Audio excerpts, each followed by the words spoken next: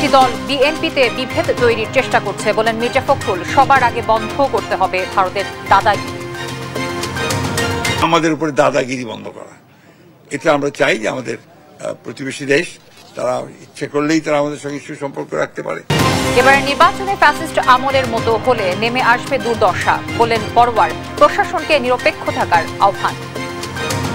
ভোটারদের জন্য ভয়ভীতি কারো টাকা দিয়ে প্রচন্ড চাপ সৃষ্টি করা না হয়, প্রত্যেক দল এবং প্রার্থী সমান সুযোগ দিয়ে যেন নির্বাচনী কাজ করতে পারে।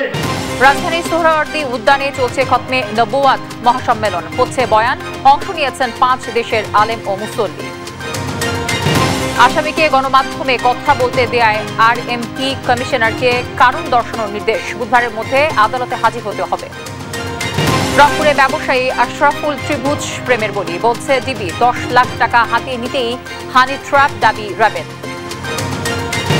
200-রও বেশি খাদ্যপণ্যের ওপর থেকে শুল্ক প্রত্যাহার করে নিলেন মার্কিন প্রেসিডেন্ট। জীবনযাত্রার ব্যয় বেড়ে যাওয়ায় এই সিদ্ধান্ত। এবং বিশ্বকাপের বাছাই পর্বের রাত 11টায় জর্জিয়ার মুখোমুখি হবে স্পেন। সেনেগালের সঙ্গে প্রীতি ম্যাচ ব্রাজিলের, খেলা শুরু রাত 10টায়। এই অবস্থায় পড়তে না চাইলে ব্যবহার করুন rainbow damp protector. Elastomeric emulsion থাকায় দেয়াল থাকে damp proof rainbow paints, colour of joy. দর্শক আমন্ত্রণ সংবাদ দুপুরে শুনছিলেন সুপারবোর্ড সংবাদ শিরোনামগুলো। সঙ্গে থাকছি আমি তানসিয়া জুথি। বাংলাদেশের উপর ভারতের দাদাগিরি বন্ধ করে সমতার ভিত্তিতে সম্পর্ক চালিয়ে নেওয়ার আহ্বান জানিয়েছেন বিএনপির মহাসচিব মির্জা ফখরুল ইসলাম আলমগীর। বলেন, দেশের স্বার্থ রক্ষায় দাবি আদায়ে প্রয়োজন একটি নির্বাচিত সরকার। পদ্মার পানির হিস্যার দাবির পাশাপাশি আসছে জাতীয় নির্বাচনে দলীয় প্রার্থীদের বিজয়ী করার প্রত্যয় জানিয়েছেন চাঁপাইনবাবগঞ্জ বিএনপির নেতাকর্মীরা। বাকিটা দেখুন সাইফুল রিপনের প্রতিবেদনে। পদ্মার পানির ন্যায্য হিস্যার দাবিতে চাঁপাইনবাবগঞ্জ সমন্বয় কমিটির আয়োজনে নবাবগঞ্জ কলেজ মাঠে গণসমাবেশের আয়োজন করে বিএনপি। জেলার বিভিন্ন প্রান্ত থেকে গণসমাবেশে আসা স্লোগানে মুখরিত নেতাকর্মীরা অঞ্চলটির সাধারণ মানুষের জীবন জীবিকা টিকিয়ে রাখতে পদ্মার পানির ন্যায্য হিস্যা আদায়ের দাবি জানান। আমরা পদ্মা নদীর ন্যায্য হিসাব চাই। আমরা কৃষক বাঁচবে, পদ্মা নদী বাঁধ দেয়, পানি আমরা উঠবে, আমার দেশ বাঁচবে। আমরা পানিটাই চাই, আমরা পানি পেলে আমরা খুশি। আমরা পদ্মা গঙ্গা নদীর পানি আমরা ন্যায্য হিসাব আন্তর্জাতিকভাবে আমরা বুঝতে চাই। পাশাপাশি আগামী নির্বাচন ঘিরে নিজেদের মধ্যে ভেদাভেদ ভুলে ঐক্যবদ্ধভাবে দলের মনোনীত প্রার্থীদের বিজয়ী করার প্রত্যয় জানান নেতাকর্মীরা। আগামী দিনে আমরা যেন ধানের শীষকে আমনুল হাজিকে আমরা পাস করাতে পারি, এই আশাবাদ নিয়ে আমরা এসেছি মাঠে। আমরা ধানের শীষের হৃদয়কাঙ্ক্ষী, ধানের শীষে ভোট দেবো, জয়যুক্ত করবো, এই জন্য আমরা আসছি। তারেক রহমান যে আমাদের যোগ্য প্রার্থীকে বেছে দিয়েছে, আমরা দল বল নির্বিশেষে যোগ্য প্রার্থীর পক্ষ থেকে কাজ করে একমাত্র ধানের শীষের বিজয় করব ইনশাল্লাহ। আজকে যারা বিএনপির আদর্শে বিশ্বাসী, শহীদ যারা আদর্শে বিশ্বাসী, তারা ঐক্যবদ্ধ হয়ে ধানের শীষকে ইনশাল্লাহ এই যুদ্ধে বিজয় করবে ইনশাল্লাহ। সমাবেশে যোগ দেওয়ার আগে স্থানীয় নেতাদের সাথে নিয়ে মহানন্দ ড্যাম প্রকল্প এলাকা পরিদর্শন করেন বিএনপি মহাসচিব মির্জা ফখরুল ইসলাম আলমগীর। এ সময় পার্শ্ববর্তী দেশ ভারতের কাছ থেকে পানির ন্যায্য হিস্যা আদায়ে দলীয় অবস্থান তুলে ধরেন বিএনপি মহাসচিব। প্রত্যেকটা দেশ তার স্বার্থ দেখবে। এখানে আমাদের দায়িত্ব হবে যে সরকারি আসুক, জনগণকে সঙ্গে নিয়ে তারা তাদের সেই দাবিগুলোকে প্রেসার কিট করে আদায় করবেন। কথা বলেন ভারত বাংলাদেশ সম্পর্ক নিয়েও।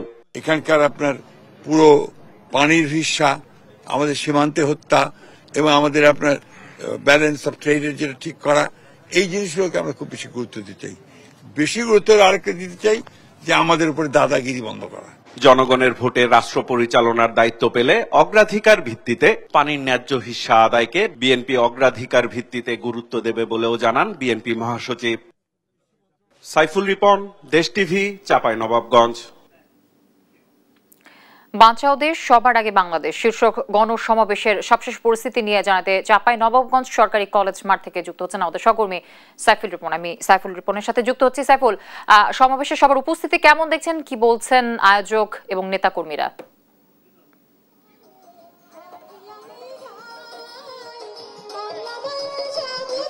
নবাবগঞ্জ সরকারি কলেজ মাঠে আজকের সেই গণসমাবেশে বিকেল 3টা নাগাদ শুরু হওয়ার কথা রয়েছে মূল আনুষ্ঠানিকতা।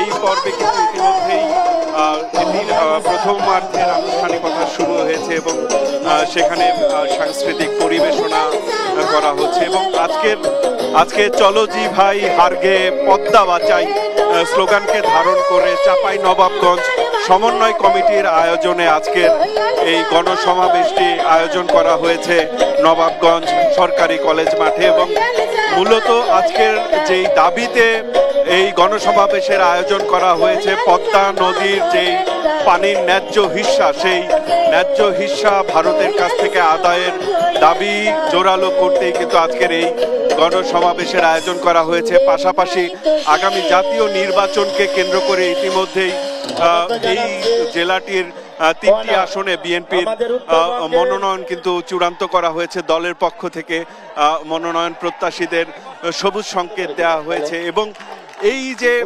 মনোনয়ন প্রত্যাশী যারা দল থেকে প্রাথমিকভাবে মনোনয়ন পেয়েছেন তাদের পক্ষে যেন এই জেলাটির যারা বিভিন্ন স্তরের নেতাকর্মীরা রয়েছেন তারা নিজেদের মধ্যে ভেদাভেদ ভুলে যেন আগামী জাতীয় নির্বাচনে নিজেদের দলের প্রার্থীর পক্ষে কাজ করেন এমনটি বার্তাও কিন্তু আজকে এই গণসমাবেশ থেকে দেয়া হবে বলে আমরা জানতে পেরেছি।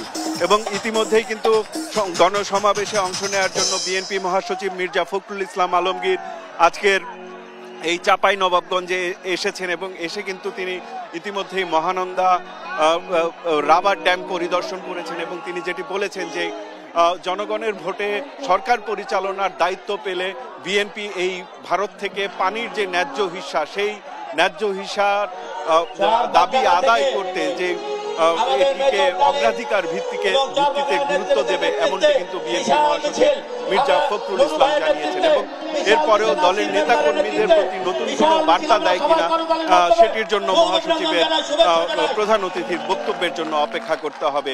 জুথি সাইফুল রিপন যুক্ত ছিলেন আমার সাথে চাঁপাইনবাবগঞ্জ থেকে।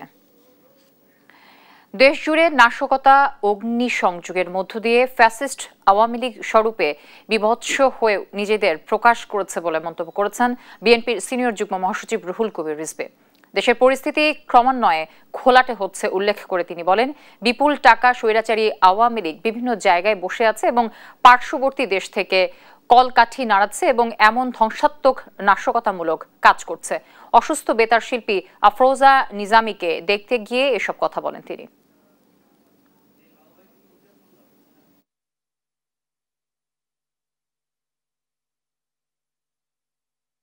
যে এই কালচার হচ্ছে তাদের কালচার, ফ্যাসিস্টদের কালচার, আওয়ামীর কালচার। এই কালচার এখন তারা নিজের স্বরূপে আত্মপ্রকাশ করে বিভৎস অবস্থায় এখন নামছে। তারা সেই সুযোগ পাচ্ছে, কারণ সরকার প্রথম থেকেই আপনার এই ফ্যাসিবাদের বিষ দাঁত উপড়ে ফেললে পরে তারা এই কাজগুলি এখনকার এই কাজগুলি করতে পারত না। ত্রয়োদশ জাতীয় নির্বাচন 14, 18 ও 24-এর মতো হলে জাতির ভাগ্যে চরম দুর্ভোগ নেমে আসবে বলে মন্তব্য করেছেন জামায়াতে ইসলামীর সেক্রেটারি জেনারেল মিয়া গোলাম পরওয়ার। শনিবার সকাল 9:15টায় মোটরসাইকেল শোভাযাত্রার উদ্বোধনকালে খুলনার 0 পয়েন্টের পথসভায় প্রধান অতিথির বক্তৃতায় তিনি কথা বলেন। এ সময় তিনি প্রশাসনকে নিরপেক্ষ থাকার আহ্বান জানিয়ে বলেন, আগামী নির্বাচন প্রত্যেক প্রার্থী যেন সমান সুযোগ পেয়ে নির্বাচনী কাজ করতে পারে। এ সময় অতীতে যারা কোনো বিশেষ দলের পক্ষে কাজ করেছে সেই ওসি, এসপি, প্রধান বিচারপতি, ডিআইজি পালিয়ে গেছেন বলেও জানান গোলাম পরওয়ার।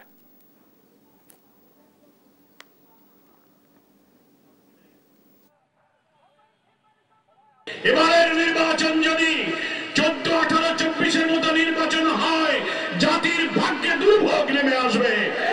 ভোটারদের জন্য ভয়ভীতি, কালো টাকা দিয়ে প্রচন্ড চাপ সৃষ্টি করা না হয়, প্রত্যেক দল এবং প্রার্থী সমান সুযোগ দিয়ে যেন নির্বাচনী কাজ করতে পারে। যারা ফাঁকা বাসে আগুন দিতে পারে, 30 সেকেন্ডের ঝটিকা মিছিল করতে পারে কিংবা সামাজিক যোগাযোগ মাধ্যমে এআই শাটডাউনের মতো প্রচারণা চালাতে পারে, এমন ভাড়াটে, টোকাই ও ক্ষুদ্র দুষ্কৃতিকারী গোষ্ঠীর ওপর ক্রমেই নির্ভরশীল হয়ে পড়েছে আওয়ামী লীগ। শনিবার সকালে এক ফেসবুক পোস্টে এসব কথা লিখেছেন প্রধান উপদেষ্টার প্রেস সচিব শফিকুল আলম। পোস্টে তিনি লেখেন, আসন্ন ত্রয়োদশ জাতীয় সংসদ নির্বাচন সবচেয়ে শান্তিপূর্ণভাবে হওয়ার সম্ভাবনা রয়েছে। এ সময় বিএনপির মনোনয়ন প্রসঙ্গে তিনি লেখেন, বিএনপির নেতৃত্ব যথেষ্ট প্রস্তুতি নিয়ে পরিকল্পিতভাবে কাজ করেছে।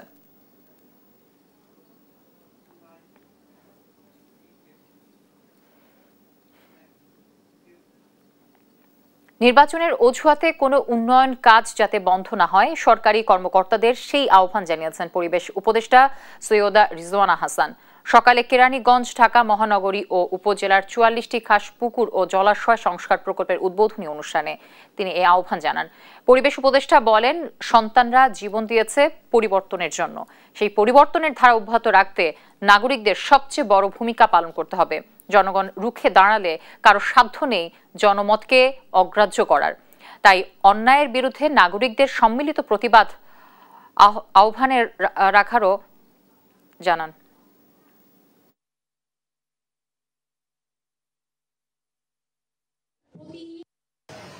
এখন একটা নতুন শুরু হয়েছে নির্বাচনের জন্য ম্যাডাম এটা হবে না, এটা কিন্তু কোনো কথা না। নির্বাচনের জন্য আমরা প্রাত্যহিক দৈনন্দিন সব কাজ করছি না, তাহলে এইটাকেও আমাদেরকে আসলে তদারকিটা করতে হবে। এই জলবায়ু পরিবর্তনের ট্রাস্ট ফান্ড কোথা থেকে আসে?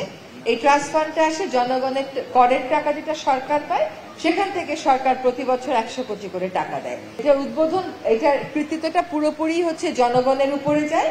ফলে আপনারা নিজেদের পুকুর, সরকার উদ্যোগ নিয়ে, কাউকে না কাউকে তো উদ্যোগ নিতে হবে, সরকার নেতৃত্ব নিয়ে উদ্যোগ নিয়ে কাজটা শুরু করছে। আপনারা দেখবেন যেন কাজটা সফলভাবে করা হয়। কাদিয়ানীদেরকে রাষ্ট্রীয়ভাবে কাফের ও অমুসলিম ঘোষণার দাবিতে সমাবেশ করছে খতমে নবুয়াত পরিষদ। সামাজিকভাবে কাদিয়ানীদের সঙ্গে সম্পর্ক রাখা নিয়েও ফতোয়া দেয়া হয় সমাবেশে। শনিবার রাজধানীর সোহরাওয়ার্দী উদ্যানে সম্মিলিত খতমে নবুয়াত পরিষদের উদ্যোগে আয়োজন করা হয় আন্তর্জাতিক খতমে নবুয়াত সম্মেলন। এখানে বিভিন্ন রাজনৈতিক দল আমন্ত্রণ জানানো হয়েছে। এতে অংশ নিয়ে বিএনপির স্থায়ী কমিটির সদস্য সালাউদ্দিন আহমদ বলেন, বিএনপি ক্ষমতায় গেলে সংসদে আলোচনার ভিত্তিতে কাদিয়ানীদের বিষয়ে সিদ্ধান্ত নেওয়া হবে। আর জামায়াত ক্ষমতায় আসলে কাদিয়ানীদেরকে রাষ্ট্রীয়ভাবে অমুসলিম ঘোষণা করা হবে বলে মন্তব্য করেছেন জামায়াতে ইসলামী সহকারী সেক্রেটারি জেনারেল মাওলানা রফিকুল ইসলাম খান। সমাবেশে মিশর, পাকিস্তান, ভারত ও সৌদি আরবের বিভিন্ন ইসলামী সংগঠন ও রাজনৈতিক দলগুলো অংশ নিয়েছে।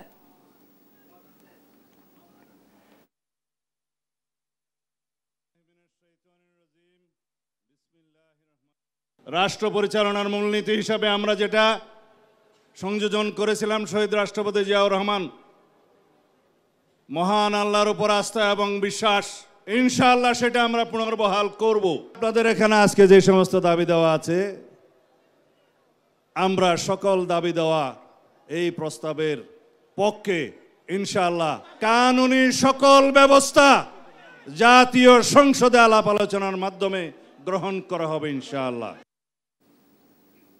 দর্শক, এই নিয়ে আরো জানাতে সেখান থেকে যুক্ত হচ্ছেন সহকর্মী ফররুখ বাবু। বাবু, এখন কি আনুষ্ঠানিকতা চলছে সেখানে, বক্তারা কি বয়ান রাখছেন?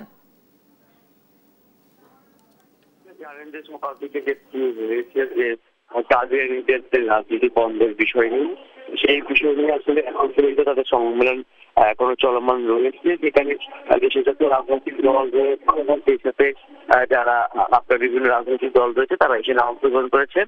ইসলামী দলগুলো তারা সরাসরি বলেছে যে এখানে যে কাদিয়ানী রাষ্ট্রীয় কর্মসূচি রয়েছে বা তারা যে ইসলাম পঞ্চী ঘোষণা করতে, সেই বিষয়টা যেন কোনোভাবে না বলতে পারেন। তাদেরকে সামাজিকভাবে তারা হচ্ছে যে বয়কটের সূচনা দিয়েছে এবং তারা এই বিষয় নিয়ে দেশের সকল মুসলমানদের প্রতি তারা আহ্বান জানিয়েছে তাদের সম্প্রদায়কে মুসলিমরা তাদের সঙ্গে মুসলিম ছিল আচরণ পরিহার করার জন্য, এবং সেই সাথে আসলে কাদিয়ানীদের নামাজ পড়া এবং তাদের সঙ্গে বৈবাহিক সম্পর্ক স্থাপন করা থেকেও বিরত থাকার জন্য বলা হয়েছে। সেই সালাম দেওয়া থেকেও সবাইকে বিরত থাকার জন্য এই সমাবেশ থেকে জানানো হয়েছে। করতে বলা হয়েছে আসলে কাদিয়ানীদের যে প্রচারণা এবং যারা সামাজিক মাধ্যমগুলো তাদের প্রচারণা করছে যে বিষয়টি সবাইকে সজাগ থাকার সাথে সাথে রাষ্ট্রীয়ভাবে এবং তারা বলছে সরকার যেন তাদেরকে আইনের আওতায় নেয়, সেই বিষয়টি দল বিভিন্ন বিভিন্ন এলাকার যারা ইসলামী সংগঠনগুলো পরিচালনা করেন তারা সেই সকল মুরব্বীরা তাদের এসেছেন, তারা সেই বিষয় নিয়ে কথা বলেছেন। এবং ইতিমধ্যে আসলে বাংলাদেশ বিএনপি তরফ থেকে বলা হয়েছে যে যদি বিএনপি পরবর্তীতে রাষ্ট্রপতি যেতে পারে তাহলে হচ্ছে সংসদে এই বিষয়টা নিয়ে আলোচনার মাধ্যমে প্রস্তাব উঠিয়ে তারা সমাধান কি আসবে, যে কাদিয়ানীদেরকে অমুসলিম বা মুসলিম করা হওয়ার বিষয়ে মুসলিমরা দাবি করেছে এই বিষয় নিয়ে আসলে পরিষ্কার করার জন্য বিএনপি তারা যৌক্তিক সমাধানের পথে কথা জানিয়েছে। এবং বলে রাখি যে এখনো এখানে আসলে যারা ইসলামী বক্তা রয়েছেন এবং সেক্ষেত্রে এখানে 5 মিনিটের ইসলামী রাজনৈতিক দল সংগঠন রয়েছে সেখান থেকে এসেছেন এবং পাকিস্তানের সাবেক এক মন্ত্রী এখানে এসেছেন এবং তারা কাদিয়ানির বিরুদ্ধে এই দেশের জনমত গড়ে তোলার বিষয় নিয়ে সিদ্ধান্ত নিয়েছে এবং আমাদেরকে জানানো হয়েছে আসলে কাদিয়ানির বিষয়ে জনমত সৃষ্টি করার জন্য গণস্বাক্ষর করার সিদ্ধান্ত নেওয়া হয়েছে এই সমাবেশ থেকে। দেখুন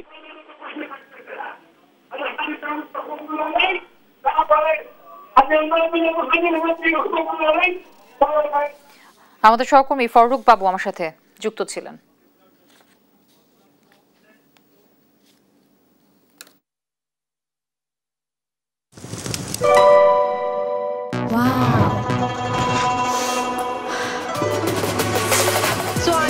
Thailand. Time for Thailand. Time for Tom Yum. Introducing Doodles. Tom Yum Shrimp Noodles. Doodles খান নাই তো noodles খান নাই। আপনারা দেখছেন সংবাদ দুপুর। রাজশাহীতে মহানগর দায়রা জজ আদালতের বিচারক আব্দুর রহমানের ছেলের হত্যাকাণ্ডের ঘটনায় গ্রেফতার লিমন মিয়ার বক্তব্য গণমাধ্যমে প্রচার করায় রাজশাহীর পুলিশ কমিশনার মোহাম্মদ আবু সুফিয়ানকে আদালতে হাজির হয়ে কারণ দর্শাতে নির্দেশ দিয়েছে আদালত। শনিবার রাজশাহী মেট্রোপলিটন ম্যাজিস্ট্রেট আমলি আদালত এই নির্দেশ দেন। আগামী বুধবারের মধ্যে মোহাম্মদ আবু সুফিয়ানকে আদালতে হাজির হতে বলা হয়েছে। নির্দেশনায় পুলিশ হেফাজতে থাকা অবস্থায় ভিকটিমকে দোষারোপ করে গণমাধ্যমের সামনে বক্তব্য দেওয়ার সুযোগ দেয় কেন তার বিরুদ্ধে আইনগত ব্যবস্থা নেওয়া হবে না তা জানতে চাওয়া হয়। এদিকে অভিযুক্ত আসামি লিমন মিয়ার 7 দিনের রিমান্ড মঞ্জুর করেছে আদালত।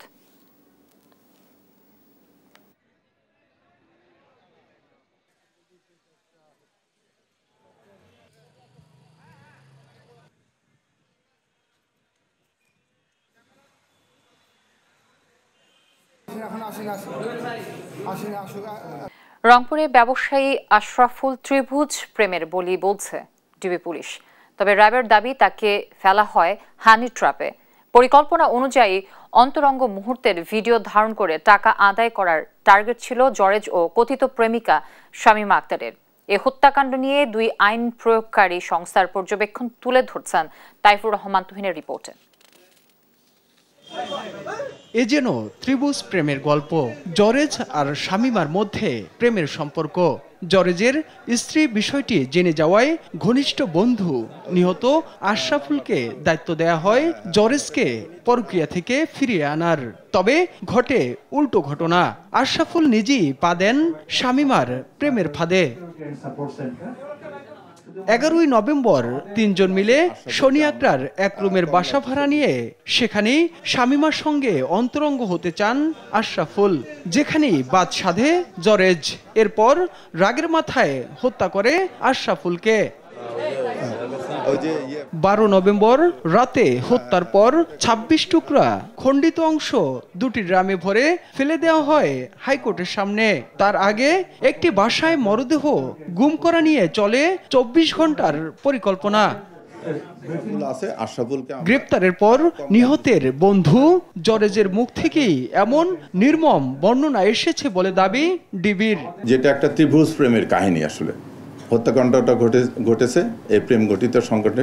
যখন শারীরিক সম্পর্ক যেতে ধরে তখন মেয়েটা শামীমা একটু চিৎকার চেঁচামেচি করলে জারেজুল ভিতর থেকে চলে আসে, এসে গলা মানে জাপটায় ধরে, স্টেপ দিয়ে মুখটা পেঁচায় দেয়। পেঁচায় দিয়ে ওরা ওই অবস্থা রাখে। কিছুক্ষণ পর দেখে যে তারা 2 জন উপলব্ধি করে যে জারেজুল আশরাফুল আর নড়াচড়া করতেছে না। তবে র্যাবের হাতে গ্রেপ্তার পরকীয়া প্রেমিকা শামীমার বর্ণনায় রয়েছে কিছুটা ভিন্নতা। প্রাথমিক জিজ্ঞাসাবাদে র্যাব জানান 10 লাখ টাকা হাতিয়ে নিতে পাতা হয় হানি ট্র্যাপ। এই মহিলাকে দিয়ে 1 মাস তাকে একটা হানি ট্র্যাপের মতো ব্যবস্থা করে এবং আশরাফুলকে প্রভোগ করেছে যেন সে ঢাকায় আসে এবং এরকম একটা পরিস্থিতির শিকার হয়। 3 লক্ষ টাকা সে পাবে এবং জরেজ এই ব্ল্যাকমেইলের মাধ্যমে 7 লক্ষ টাকা পাবে এবং পরবর্তীতে এই টাকা দিয়ে সে মালয়েশিয়ায় গমন করবেন। এ সময় অন্তরঙ্গ মুহূর্তের ভিডিও ধারণের পর হত্যার মিশন সম্পন্ন করে জরেজ ও পরকীয়া প্রেমিকা শামীমা। ধন্যবাদ সবাইকে। তাইফুর রহমান তুহিন, দেশ টিভি, ঢাকা। শিল্প, গৃহস্থালী এবং কৃষি ক্ষেত্রে থেকে নির্গত রাসায়নিক পদার্থ পানিতে মিশে যাচ্ছে, যা জলজ প্রাণীর জন্য পরিবেশগত ঝুঁকি তৈরি করতে পারে। শেরেবাংলা কৃষি বিশ্ববিদ্যালয়ের এক গবেষণায় এসব তথ্য উঠে এসেছে। শনিবার শেরেবাংলা কৃষি বিশ্ববিদ্যালয়ে অনুষ্ঠিত বাংলাদেশের নদী ও উপকূলীয় অঞ্চলে পানিতে মাইক্রো দূষণ শীর্ষক আন্তর্জাতিক সেমিনারে এসব তথ্য তুলে ধরা হয়। সেখানে বক্তারা বলেন, উপকূলীয় অঞ্চল সহ দেশের ৭১টি ভূপৃষ্ঠের পানির নমুনা বিশ্লেষণ করে এ বিষয়ে গবেষণা করা হয়। গবেষণায় ২৩ ধরনের মাছ আর ঢাকা ওয়াসা এবং বাণিজ্যিকভাবে বোতল থেকে পানির ১৬টি নমুনা বিশ্লেষণ করা হয়। বিশ্লেষণে ২০০টিরও বেশি কীটনাশক, ৩০০টির বেশি ওষুধসহ পণ্য অন্তর্ভুক্ত করা হয়েছে।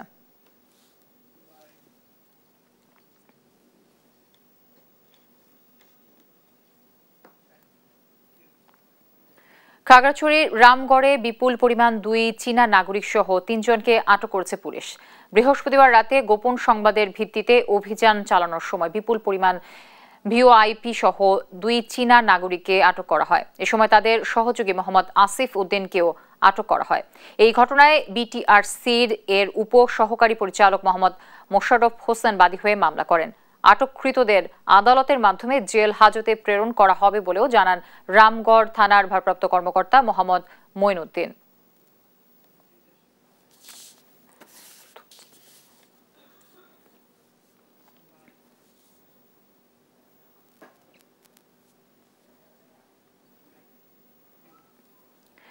বরগুনা থেকে সারা দেশের সঙ্গে যোগাযোগের ৫৫ কিলোমিটার আঞ্চলিক মহাসড়কে অর্ধশতাধিক ঝুঁকিপূর্ণ বাঁক রয়েছে। এক একটি বাঁক যেন এক একটি মরণ ফাঁদ। এ সড়কে ঝুঁকি নিয়ে চলছে পরিবহন। ১ ঘন্টার পথ যেতে লেগে যাচ্ছে ২ ঘন্টারও বেশি। সড়ক বিভাগ বলছে যে সড়ক প্রশস্ত করে চলাচল সহজ করার উদ্যোগ নেওয়া হয়েছে। সহকর্মী রিয়াজ আহমেদ মুসার রিপোর্ট জানাচ্ছেন শায়লা খান। বরগুনা থেকে সারা দেশের সঙ্গে সরাসরি সড়ক পথে যাতায়াতের একমাত্র মাধ্যম বরগুনা বাকেরগঞ্জ সড়ক। মাত্র ১৮ ফুট প্রশস্তে দীর্ঘ ৫৫ কিলোমিটার এ সড়কে অর্ধশতাধিক বাঁকে দুর্ঘটনার ঝুঁকি নিয়ে চলছে যানবাহন। গত ১ বছরে এই সড়কে দুর্ঘটনায় নিহত হয়েছে ২৩ জন।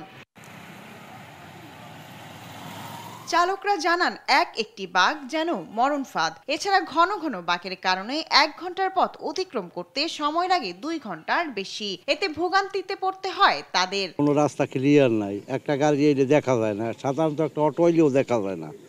যে কোনো কারণে রাস্তার দুর্ঘটনা, গাড়ির গ্লাস ভাঙ্গা, অ্যাক্সিডেন্ট এটা বৃদ্ধি হয় এই কারণে। বরগুনা থেকে বাকেরগঞ্জ আমরা যে গাড়ি চালাই অনেক কষ্ট হয় আমাগো। ডাইনে বাই রাস্তা অনেক বেঁকা, তারপরে অটো থায় বাজারে, 2টা গাড়ি ক্রস করা যায় না। ওভারটেক করতে গেলে সেই গাড়িটা মূলত ওভারটেক আমরা করতে পারি না, রাস্তা চিকন চাকুন, আর রাস্তা হচ্ছে অনেক মোড়। অ্যাম্বুলেন্স দীর্ঘ দ্রুত চালান লাগে, কিন্তু মোড়ের কারণে আমরা দ্রুত চালাইতে পারি না। আঁকাবাঁকা সড়ক নিয়ে চিন্তিত বাস মালিকরাও। আমাদের টাইম শিডিউল করা আছে, একটা গাড়িতে 2 ঘন্টা 40 মিনিটের ভিতরে বরগুনা থেকে ছেড়ে যাবে যে গাড়ি 2 ঘন্টা 40 মিনিটে বরিশালে পৌঁছাবে। আবার বরিশাল থেকে যেটা ছাড়বে 2 ঘন্টা 40 মিনিটে বরগুনা আসবে।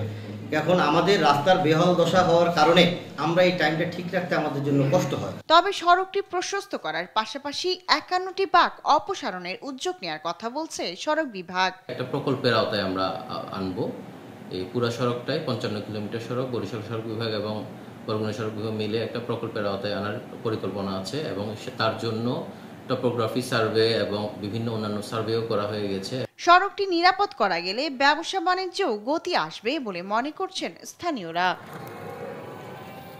শায়লা খান, নিউজ ডেস্ক, দেশ টিভি।